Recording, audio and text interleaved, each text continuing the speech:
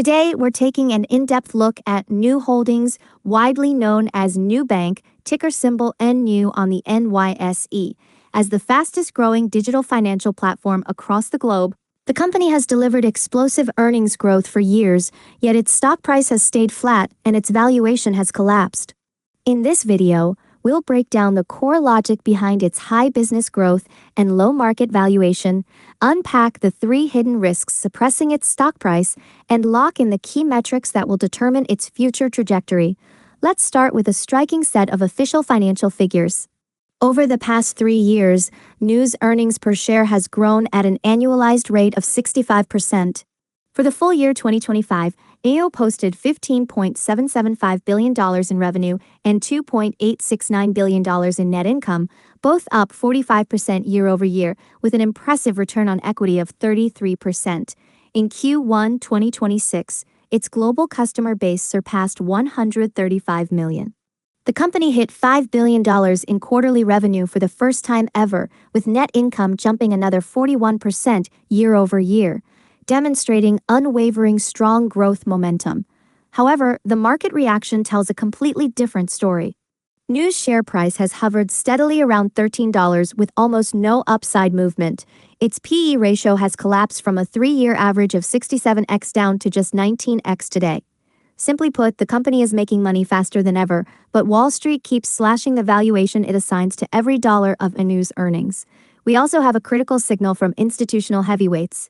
Berkshire Hathaway fully liquidated its entire Nu position between late 2024 and early 2025.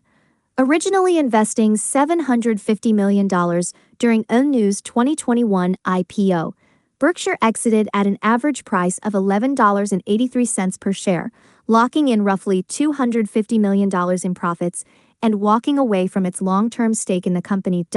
Why is a company with explosive revenue, user, and profit growth being ignored by mainstream markets and top-tier investors?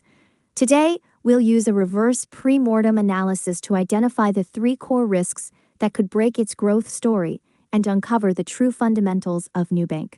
First, let's clarify its core business identity. Nubank is not an overhyped fintech startup. At its core, it is a hyper-efficient digital bank for emerging markets, with its strongest competitive moat being ultra-low operating costs. Nu spends only 80 cents per active user per month to deliver full banking services. Its efficiency ratio dropped to 17.6% in Q1 2026.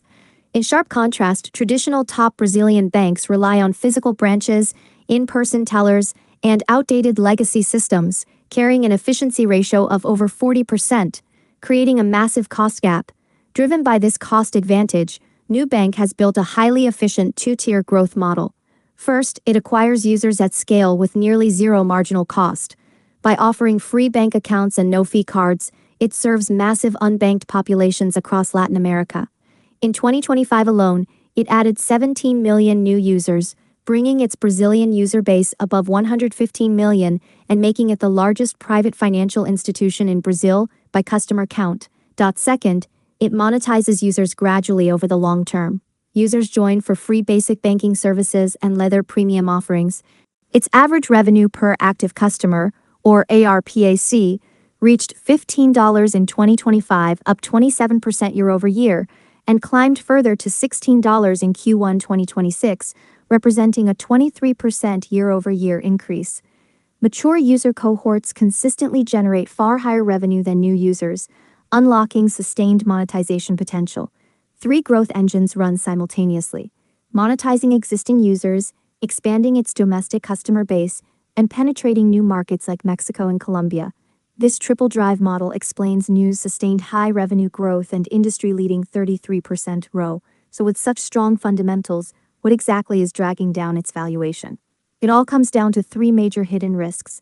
The first and biggest black swan risk is credit quality deterioration. Nu's core profit driver is unsecured consumer credit and credit card lending in Latin America. Its credit portfolio reached $37.2 billion in Q1 2026, surging 40% year-over-year. This business delivers exceptional profits during economic expansions, but faces severe downside risk in downturns. Since all loans are unsecured with no collateral backing, rising unemployment or worsening macro conditions can trigger sudden, concentrated loan losses. Most importantly, the massive credit portfolio expanded over the past 2 years has never been tested through a full economic recession.